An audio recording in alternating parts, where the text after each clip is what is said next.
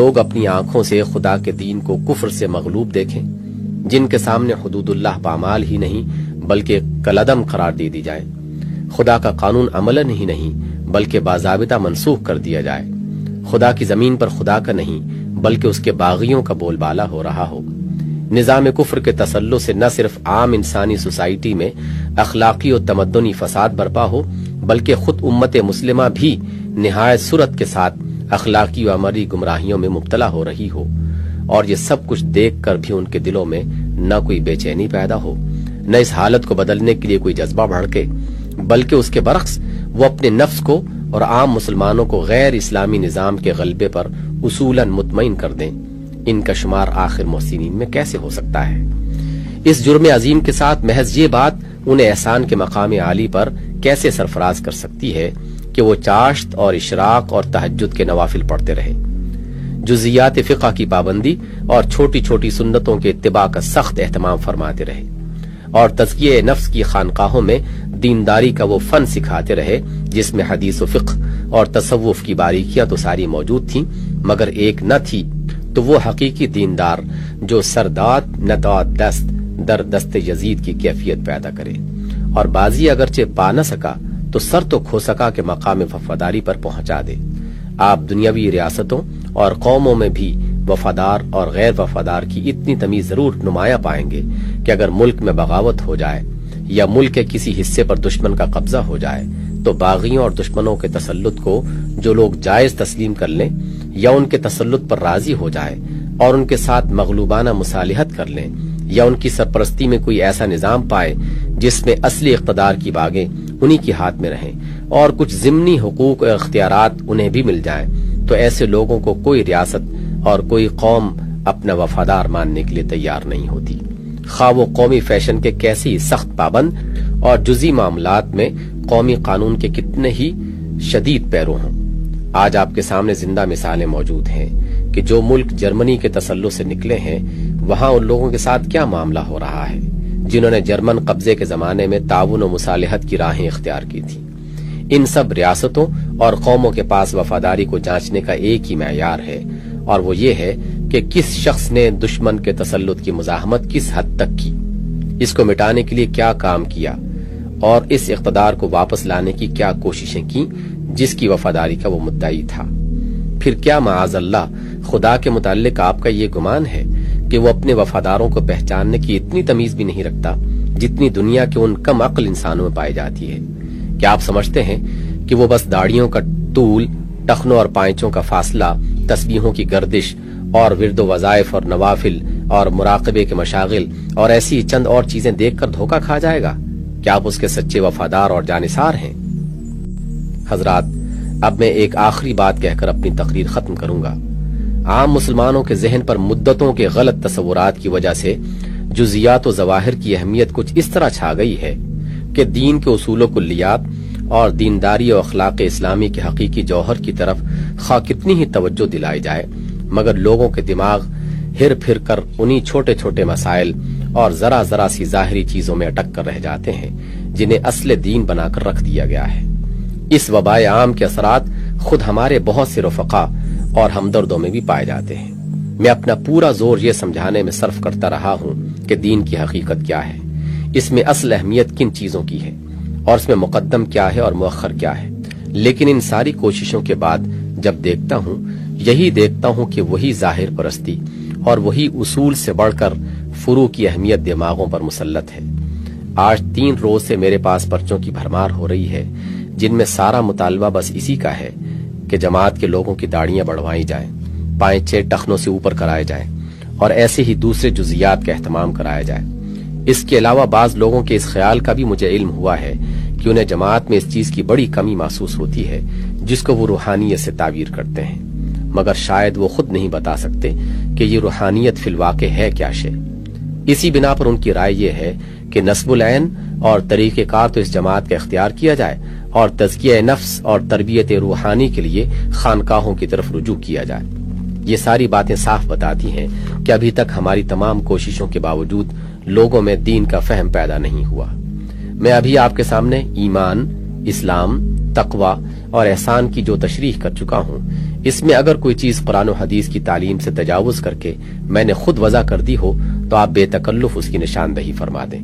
لیکن اگر آپ تسلیم کرتے ہیں کہ کتاب اللہ و سنت رسول اللہ صلی اللہ علیہ وسلم کی روح سے یہی ان 4 چیزوں کی حقیقت ہے، تو پھر خود ہی سوچئے کہ جہاں تقوی اور احسان کی جڑ ہی نہ پائی جاتی ہو وہاں آخر کون سی روحانیت پائی جا سکتی ہے جسے آپ تلاش کر رہے ہیں۔ رہے وہ جزیات شرع جن کو آپ نے دین کے اولین مطالبات میں شمار کر رکھا ہے، تو اس کا حقیقی مقام میں آپ کے سامنے پھر ایک مرتبہ واضح کیے دیتا ہوں تاکہ میں اپنی ذمہ داری سے سبکدوش ہو جاؤں۔ سب سے پہلے ٹھنڈے دل سے سوال پر غور کیجئے کہ اللہ تعالیٰ نے اپنے رسول دنیا میں کس غرض کے لیے بھیجا ہے؟ دنیا میں آخر کس چیز کی کمی تھی؟ کیا خرابی پائی جاتی تھی جسے رفع کرنے کے لیے انبیاء مبعوث کرنے کی ضرورت پیش آئی؟ کیا وہ یہ تھی کہ لوگ داڑیاں نہ رکھتے تھے اور انہی کے رکھوانے کے لیے رسول بھیجے گئے، یا یہ کہ لوگ ٹخنے ڈھانکے رہتے تھے اور انبیاء کے ذریعے سے انہیں کھلوانا مقصود تھا، یا وہ چند سنتیں جن کے اہتمام کا آپ لوگوں میں بہت چرچا ہے دنیا میں جاری کرنے کے لیے انبیاء کی ضرورت تھی؟ ان سوالات پر آپ غور کریں گے تو خود ہی کہہ دیں گے کہ نہ اصل خرابیاں یہ تھیں اور نہ انبیاء کی بعثت کا اصل مقصود یہ تھا۔ پھر سوال یہ ہے کہ وہ اصلی خرابیاں کیا تھیں جنہیں دور کرنا مطلوب تھا، اور وہ حقیقی بھلائیاں کیا تھیں جنہیں قائم کرنے کی ضرورت تھی؟ اس کا جواب آپ اس کے سوا اور کیا دے سکتے ہیں کہ خدائے واحد کی اطاعت و بندگی سے انحراف، خود ساختہ اصول و قوانین کی پیروی اور خدا کے سامنے ذمہ داری اور جواب دہی کا عدم احساس، یہ تھیں وہ اصل خرابیاں جو دنیا میں رونما ہو گئی تھیں۔ انہی کی بدولت اخلاق فاسدہ پیدا ہوئے، غلط اصول زندگی رائج ہوئے اور زمین میں فساد برپا ہوا۔ پھر انبیاء علیہ الصلاۃ والسلام اس غرض کے لیے بھیجے گئے کہ انسانوں میں خدا کی بندگی و وفاداری اور اس کے سامنے اپنی جواب دہی کا احساس پیدا کیا جائے، اخلاق فاضلہ کو نشو و نما دیا جائے اور انسانی زندگی کا نظام ان اصولوں پر قائم کیا جائے جن سے خیر و صلاح ابھرے اور شر و فساد دبے۔ یہی ایک مقصد تمام انبیاء کی بعثت کا تھا، اور آخرکار اسی مقصد کے لیے محمد صلی اللہ علیہ وسلم مبعوث ہوئے۔ اب دیکھیے کہ مقصد کی تکمیل کے لیے محمد صلی اللہ علیہ وسلم نے کس ترتیب و تدریج کے ساتھ کام کیا۔ سب سے پہلے آپ نے ایمان کی دعوت دی اور اس کو وسیع ترین بنیادوں پر پختہ و مستحکم فرمایا۔ پھر اس ایمان کے مقتضیات کے مطابق بتدریج اپنی تعلیم و تربیت کے ذریعے سے اہل ایمان میں عملی اطاعت و فرما برداری یعنی اسلام، اخلاقی طہارت یعنی تقوی اور خدا کی گہری محبت و وفاداری یعنی احسان کے اوصاف پیدا ہوئے۔ پھر ان مخلص مومنوں کی منظم سعی و جہد سے قدیم جاہلیت کے فاسد نظام کو مٹایا اور اس کی جگہ قانون خداوندی کے اخلاقی و تمدنی اصولوں پر ایک نظام صالح قائم کر دیا۔ اس طرح جب یہ لوگ اپنے دل و دماغ، نفس و اخلاق، افکار و اعمال، غرض جملہ حیثیات سے واقعی مسلم، متقی اور محسن بن گئے اور اس کام میں لگ گئے جو اللہ تعالیٰ کے وفاداروں کو کرنا چاہیے تھا، تب آپ نے ان کو بتانا شروع کر دیا کہ وضاقتہ، لباس، کھانے پینے، رہنے سہنے، اٹھنے بیٹھنے اور دوسرے ظاہری برتاؤ میں وہ مہذب آداب و اطوار کون سے ہیں جو متقیوں کو زیب دیتے ہیں۔ گویا پہلے مس خام کو کندن بنایا، پھر اس میں اشرفی کا ٹھپا لگایا، پہلے سپاہی تیار کیے پھر انہیں وردی پہنائی۔ یہی اس کام کی صحیح ترتیب ہے جو قرآن و حدیث کے غیر مطالعے سے صاف نظر آتی ہے۔ اگر اتباع سنت نام ہے اس طرز عمل کا جو نبی صلی اللہ علیہ وسلم نے اللہ تعالیٰ کی مرضی پوری کرنے کے لیے ہدایت الہی کے تحت اختیار کیا تھا، تو یقیناً یہ سنت کی پیروی نہیں بلکہ اس کی خلاف ورزی ہے کہ حقیقی مومن، مسلم، متقی اور محسن بنائے بغیر لوگوں کو متقیوں کے ظاہری سانچے میں ڈھالنے کی کوشش کی جائے اور ان سے محسنین کے چند مشہور و مقبول عام افعال کی نقل اتروائی جائے۔ یہ سیسے اور تانبے کے ٹکڑوں پر اشرفی کا ٹھپا لگا کر بازار میں ان کو چلا دینا ہے، اور سپاہیت، وفاداری اور جانثاری پیدا کیے بغیر نرے وردی پوش نمائشی سپاہیوں کو میدان میں لا کھڑا کرنا میرے نزدیک تو ایک کھلی جال سازی ہے، اور اسی جال سازی کا نتیجہ ہے کہ نہ بازار میں آپ کی ان جعلی اشرفیوں کی کوئی قیمت ہے اور نہ میدان میں آپ کے نمائشی سپاہیوں کی بھیڑ سے کوئی مارک اثر ہوتا ہے۔ پھر آپ کیا سمجھتے ہیں کہ خدا کے ہاں اصلی قدر کس چیز کی ہے؟ فرض کیجئے کہ ایک شخص سچا ایمان رکھتا ہے، فرض شناس ہے، اخلاق صالحہ سے متصف ہے، حدود اللہ کا پابند ہے اور خدا کی وفاداری اور جانثاری کا حق ادا کر دیتا ہے، مگر ظاہری فیشن کے اعتبار سے ناقص اور ظاہری تہذیب کے معیار سے گرا ہوا ہے۔ اس کی حیثیت زیادہ سے زیادہ بس یہی تو ہوگی کہ ایک اچھا ملازم ہے مگر ذرا بدتمیز ہے۔ ممکن ہے کہ اس بدتمیزی کی وجہ سے اس کو مراتب عالیہ نصیب نہ ہو سکے، مگر کیا آپ سمجھتے ہیں کہ اس قصور میں اس کی وفاداری کا اجر بھی مارا جائے گا اور اس کا مالک صرف اس لیے اسے جہنم میں جھونک دے گا کہ وہ خوش وضع اور خوش اتوار نہ تھا؟ فرض کیجئے کہ ایک دوسرا شخص ہے جو بہترین شرعی فیشن میں رہتا ہے اور آداب تہذیب کے التزام میں کمال درجہ محتاط ہے، مگر اس کی وفاداری میں نقص ہے، اس کی فرض شناسی میں کمی ہے، اس کی غیرت ایمانی میں خامی ہے۔ آپ کیا اندازہ کرتے ہیں کہ اس نقص کے ساتھ اس ظاہری کمال کی حد سے حد کس قدر خدا کے ہاں ہوگی؟ یہ مسئلہ تو کوئی گہرا اور پیچیدہ قانونی مسئلہ نہیں ہے جسے سمجھنے کے لیے کتابیں کھنگالنے کی ضرورت ہو۔ محض عقل عام ہی سے ہر آدمی جان سکتا ہے کہ ان دونوں چیزوں میں سے اصلی قدر کی مستحق کون سی چیز ہے۔ دنیا کے کم علم لوگ بھی اتنی تمیز ضرور رکھتے ہیں کہ حقیقت میں جو چیز قابل قدر ہے اس میں اور ضمنی خوبیوں میں فرق کر سکیں۔ یہ انگریزی حکومت آپ کے سامنے موجود ہے۔ یہ لوگ جیسے کچھ فیشن پرست ہیں اور ظاہری آداب و اطوار پر جس طرح جان دیتے ہیں،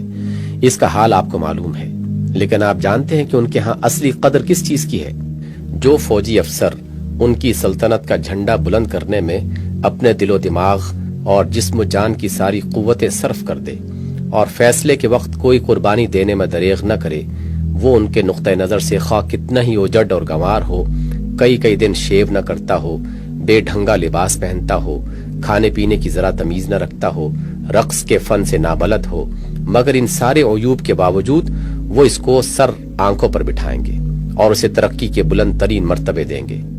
بخلاف اس کے جو شخص فیشن، تہذیب، خوش تمیزی اور سوسائٹی کے مقبول عام اطوار کا معیاری مجسمہ ہو، لیکن وفاداری اور جانثاری میں ناقص ہو اور کام کے وقت اپنے مصالح کا زیادہ لحاظ کر جائے، اسے وہ کوئی عزت کا مقام دینا تو درکنار، شاید اس کا کورٹ مارشل کرنے میں بھی دریغ نہ کریں۔ یہ جب دنیا کے کم عقل انسانوں کی معرفت کا حال ہے تو اپنے خدا کے متعلق آپ کا کیا گمان ہے؟ کیا وہ سونے اور تانبے میں تمیز کرنے کے بجائے محض سطح پر اشرفی کا ٹھپا دیکھ کر اشرفی کی قیمت اور پیسے کا ٹھپا دے کر پیسے کی قیمت لگا دے گا؟ میری اس گزارش کو یہ معنی نہ پہنایا جائے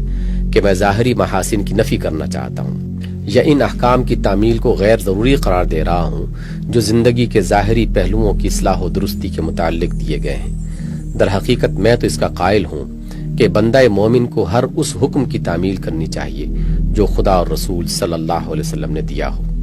اور یہ بھی مانتا ہوں کہ دین انسان کے باطن اور ظاہر دونوں کو درست کرنا چاہتا ہے، لیکن جو چیز میں آپ کے ذہن نشین کرنا چاہتا ہوں وہ یہ ہے کہ مقدم چیز باطن ہے نہ کہ ظاہر۔ پہلے باطن میں حقیقت کا جوہر پیدا کرنے کی فکر کیجئے، پھر ظاہر کو حقیقت کے مطابق ڈھالیے۔ آپ کو سب سے بڑھ کر اور سب سے پہلے ان اوصاف کی طرف توجہ کرنی چاہیے جو اللہ کے ہاں اصلی قدر کے مستحق ہیں اور جنہیں نشو و نما دینا انبیاء علیہ الصلوۃ والسلام کی بعثت کا اصلی مقصود تھا۔ ظاہر کی آراستگی اول تو ان اوصاف کے نتیجے میں فطرتاً خود ہی ہوتی چلی جائے گی، اور اگر ان میں کچھ کسر رہ جائے تو تکمیلی مراحل میں اس کا اہتمام بھی کیا جا سکتا ہے۔ دوستو اور رفیقو، میں نے بیماری اور کمزوری کے باوجود آج یہ طویل تقریر آپ کے سامنے صرف اس لیے کی ہے کہ میں امر حق کو پوری وضاحت کے ساتھ آپ تک پہنچا کر خدا کے حضور بری ذمہ ہونا چاہتا ہوں۔ زندگی کا کوئی اعتبار نہیں، کوئی نہیں جانتا کہ کب اس کی مہلت عمر آن پہنچی ہو، اس لیے میں ضروری سمجھتا ہوں کہ حق پہنچانے کی جو ذمہ داری مجھ پر عائد ہوتی ہے اس سے سبکدوش ہو جاؤں۔ اگر کوئی امر وضاحت طلب ہو تو پوچھ لیجئے۔ اگر میں نے ٹھیک حق آپ تک پہنچا دیا ہے تو آپ بھی اس کے گواہ رہیں اور خدا بھی گواہ ہو۔